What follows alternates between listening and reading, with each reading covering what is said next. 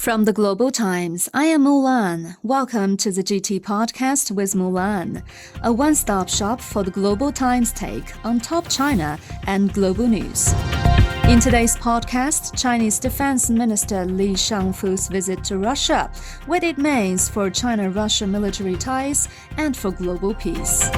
In a direct response to foreign media claims of Chinese drones being exported to areas of the Ukraine conflict, China's Commerce Ministry said it firmly rejects such groundless accusations. How creepy is the Dalai Lama suck-my-thumb behavior?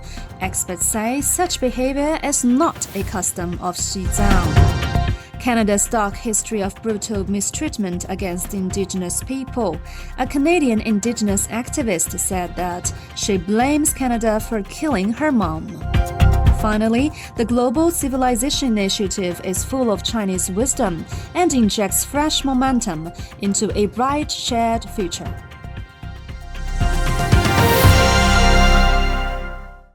Chinese State Councillor and Minister of National Defense Li Shangfu visited Russia from Sunday to Wednesday, during which he met with Russian President Vladimir Putin and Russian Defense Minister Sergei Shoigu.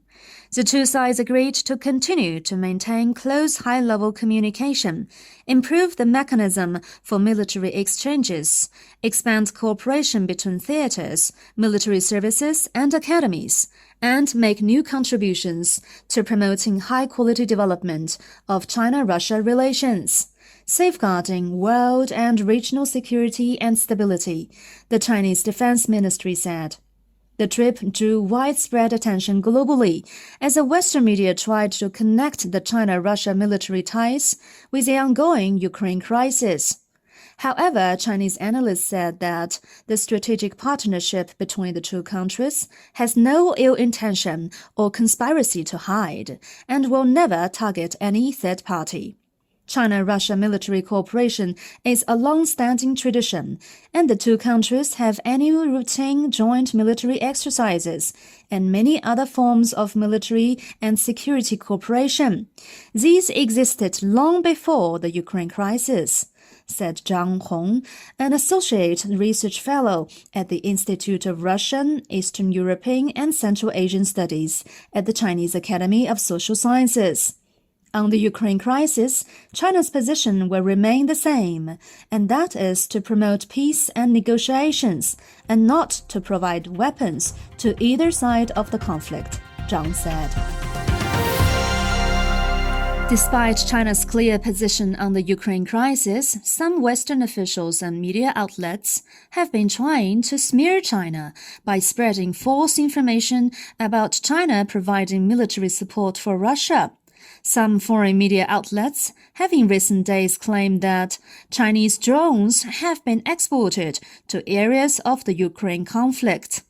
In a direct response to such claims, the Chinese Commerce Ministry said on Wednesday that it firmly opposes such associations.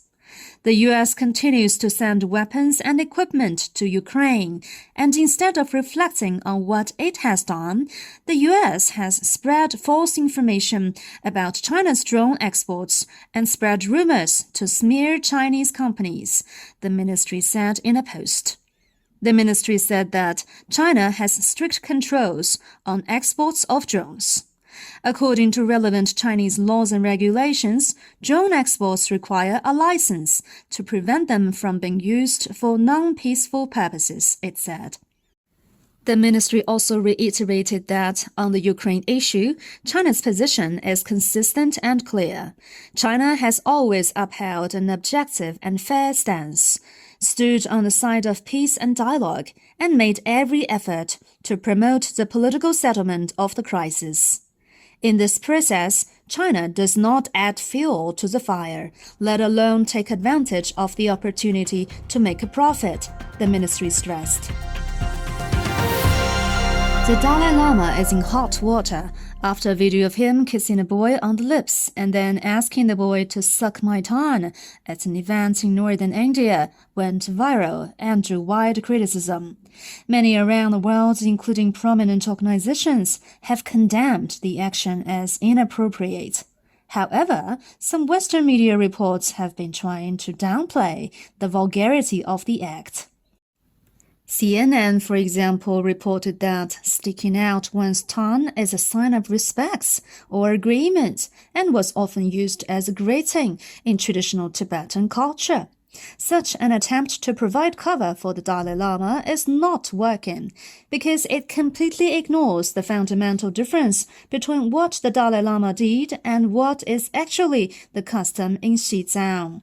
Hu Zhiyong, a research fellow at the Institute of International Relations at the Shanghai Academy of Social Sciences, pointed out that asking others to suck their tongues to show politeness is by no means a custom in Xizang.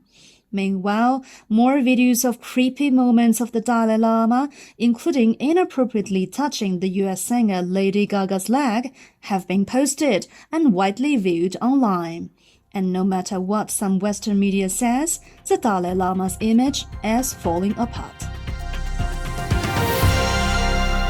Canada's dark history of brutal mistreatment against indigenous people has been exposed by the discovery of unmarked graves at the sites of former residential schools. While Canadian officials are sparing no efforts to paint such atrocities as events in the past, the pain caused by such atrocities is still very vivid today. In an interview with the Global Times, Lorelei Williams, who has become one of Canada's most vocal advocates for missing and murdered Indigenous women, shared the bitter experience of her mother in residential schools and how that experience affected her life. Williams said that both her parents went to residential schools. While her father did not say anything to her, her mom had a drinking problem because of what happened to her in the residential school. After she passed away, I was sad. I started to have anxiety attacks, which I had never experienced before. But then with that came anger. My automatic reaction was, I wanted to sue the government of Canada. I blame Canada for killing my mom. They took her. They kidnapped her, she said. While Western countries are still struggling to put behind them their long history of atrocities, China is actively leading the world on the way of civilization.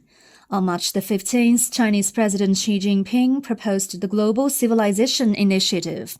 It advocates respect of the diversity of civilizations and the principles of equality, mutual learning, dialogue, and inclusivity. It stresses humanity's common values like peace, development, equality, democracy, and freedom, calls for the inheritance of traditional cultures, and promotes the strengthening of international people-to-people exchanges that foster mutual understanding. In the first issue of the Global Times series on the Global Civilization Initiative, Chinese and foreign scholars focused on the diversity and beauty of different civilizations. Scholars from China and overseas, reached by the Global Times, hailed the initiative, which has resonated across the world. In Athens, Greece, Stelios Viridakis, head of the newly established Center of Greek and Chinese Ancient Civilizations, is welcoming new scholars from many countries to conduct exchanges. In Cairo, Egypt, Yara Ismail, a lecturer at Cairo University, said that the Global Civilization Initiative resembles a local proverbial expression, "From each orchard, pick up a rose." This refers to the diversity and richness of an object. Yang Chaoming, Dean of the Confucius Research Institute of China, said the Global Civilization Initiative tackles real problems and is appealing because it is rooted in thousands of years of Chinese wisdom and reflects the civilizational pursuit of the path of integrity. That's all for this edition of the GT Podcast with Mulan. Make sure to follow the Global Times on Twitter and Facebook to stay tuned. You can also check out our podcast, articles, and much more on our website at globaltimes.cn. Thank you for listening.